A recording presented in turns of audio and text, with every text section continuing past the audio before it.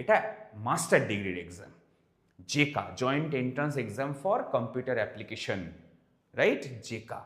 জেকা রেসপেক্টে তুমি যদি দেখতে যাও, তুমি 10-এ কত পেয়েছো, 12-এ কত পেয়েছো, 10-এর ম্যাথে কত পেয়েছো, 12-এর ম্যাথে কত পেয়েছো, গ্রাজুয়েশনে কত, গ্রাজুয়েশনের ম্যাথে কত, অর্থাৎ লাস্ট 3খানা ডিগ্রির মার্কস, তুমি কি ডিগ্রি করেছো, সেই ডিগ্রিটা বিসিএ করেছো, বিসিএদের অ্যাপ্রুভাল এক রকমের, বিএসসির এক রকমের, বিএসসি জেনারেলের এক রকমের, বিএসসি বিসিএ বাদ দিয়ে অন্য কোনো ডিগ্রি করে আসলে তার এক রকমের।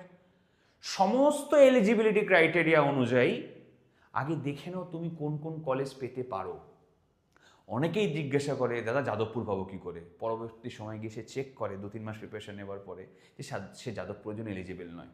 অনেকে টার্গেট রাখে ক্যালকাটায় ভর্তি হতে, তারপর গিয়ে দেখে সে ক্যালকাটার জন্য এলিজিবল নয়। তো আমার বক্তব্য হচ্ছে আগে এলিজিবিলিটি ক্রাইটেরিয়া চেক করো, তুমি কোন কোন কলেজে এলিজিবল, ফার্স্ট। সেকেন্ড,